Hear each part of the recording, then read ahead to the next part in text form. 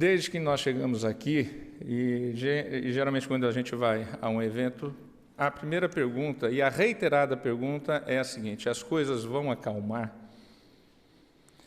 E aí eu me recordo de algo que foi escrito simplesmente há 50 anos atrás.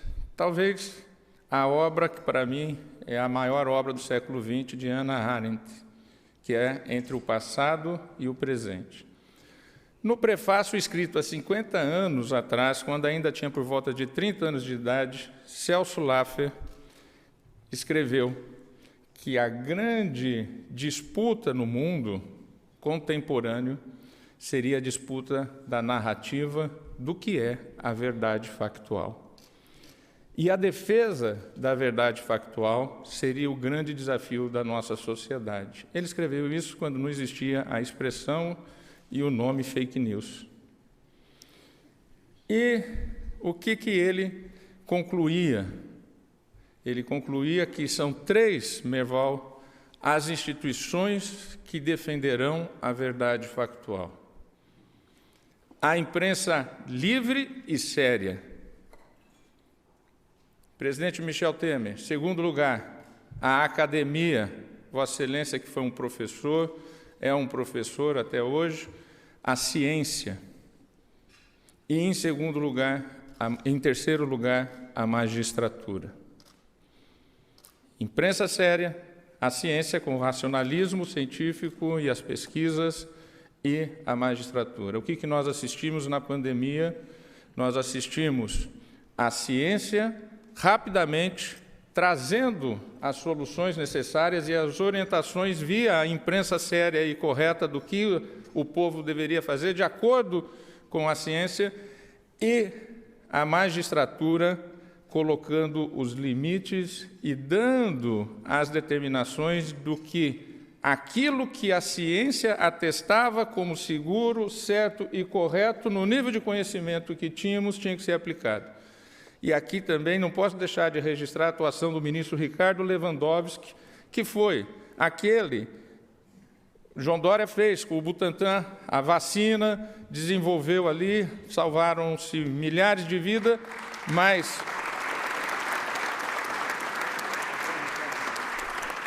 mas houve uma decisão judicial em relação ao governo federal, que não estava comprando as vacinas e tinha que passar tudo pelo governo federal em razão do Sistema Único de Saúde. Quem deu a decisão para que se comprasse as vacinas foi o Supremo Tribunal Federal, na caneta, na pena do ministro Ricardo Lewandowski.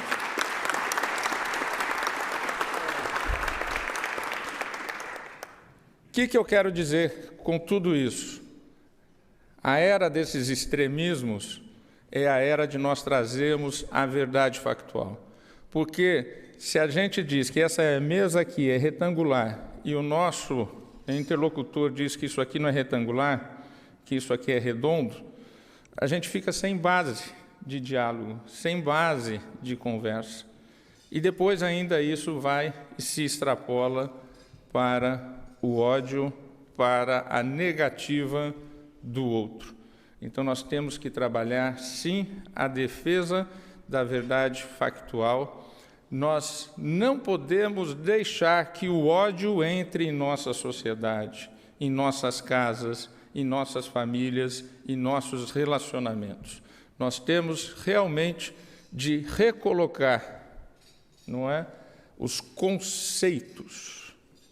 E hoje nós vivemos também uma era que, para além da ausência de verdade factual, nessas disputas de narrativas, nós temos conceitos fora do lugar.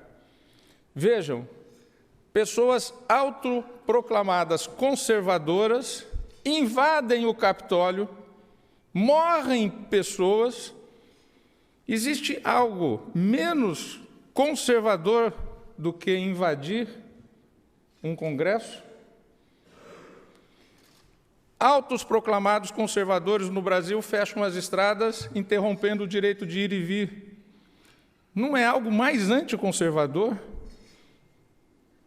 Então, veja, as coisas estão fora de lugar. E nesses momentos de coisas fora de lugar, nós temos que reconhecer que o Poder Judiciário foi fundamental nesses momentos em que era necessário colocar os conceitos nos seus lugares, colocar a verdade factual nos seus lugares, com o apoio da ciência, com o apoio da racionalidade e com o apoio da imprensa séria e da imprensa que checa as suas fontes. Nós não podemos deixar que o ódio entre no nosso país. Nós não podemos viver só nos extremismos.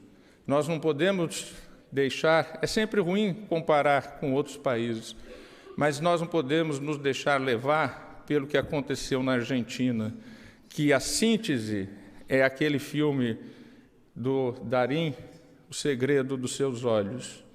Uma sociedade que ficou presa no passado, na vingança, no ódio e olhando para trás, para o retrovisor, sem conseguir se superar. O Brasil é muito maior do que isso, o Brasil é muito mais forte do que isso, e nós não vamos cair nessa situação que, infelizmente, alguns vizinhos nossos caíram. Em 34 anos de Constituição, nós tivemos democraticamente eleitos um presidente de direita, Fernando Collor, junto com um vice de centro, que assumiu o governo. Depois, eleito democraticamente também, Fernando Henrique Cardoso, por 2 mandatos, um sociólogo de formação de centro-esquerda, que governou, do ponto de vista econômico, de maneira liberal, fazendo a desestatização, criando os mecanismos de mercado no nosso país, porque o Estado era dono de tudo. Como é que você teria agência reguladora de telecomunicações se as telecomunicações eram todas do Estado? Então, destrava uma série de problemas que nós tínhamos para que o Brasil pudesse ser um país de mercado, com o tamanho de um país e da potência que ele é, e, de outro lado, com um olhar social. Depois vem, eleito democraticamente por 2 mandatos, o presidente Lula, que inicialmente dá um cavalo de pau na economia para poder fazer um rearranjo diante das circunstâncias que estavam e dar um olhar social e, ao longo desses 2 anos de mandato, conseguiu também equilibrar o desenvolvimento econômico com estruturação do Estado, das agências reguladoras que então se iniciavam e também com o olhar social.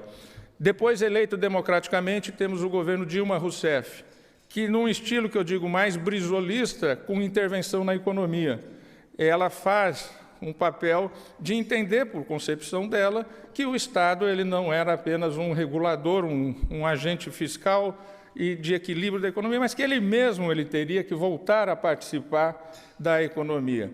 Perde sustentabilidade, vem o governo Michel Temer, que faz as reformas, a lei das estatais, a emenda do teto, a reforma trabalhista para trazer as relações de emprego e de trabalho para a contemporaneidade.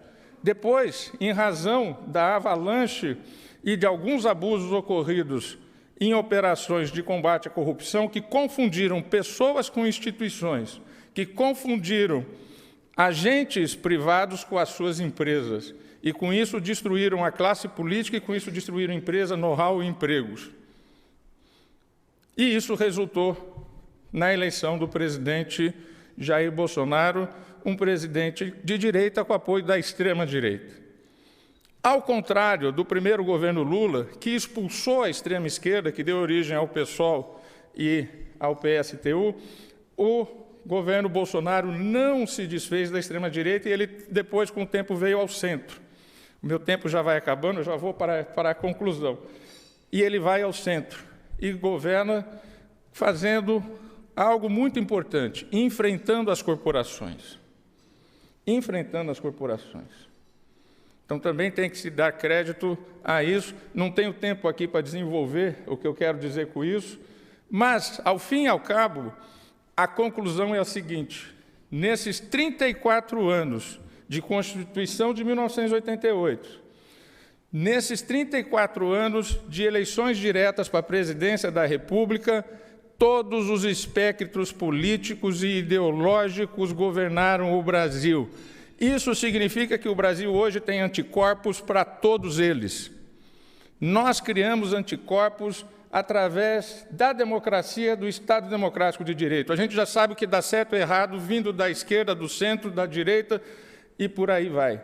E o Brasil tem tudo para entrar no seu melhor momento e tudo para que a política reassuma o seu papel com a sociedade, para que nós possamos trazer o desenvolvimento e enfrentando as desigualdades que, infelizmente, todos nós sabemos, desigualdades regionais, desigualdades sociais e a pobreza e a miséria e a marginalização. Eu sou muito otimista, vamos em frente, eventos como esse são importantes para desenvolver e para trocar ideias. Muito obrigado.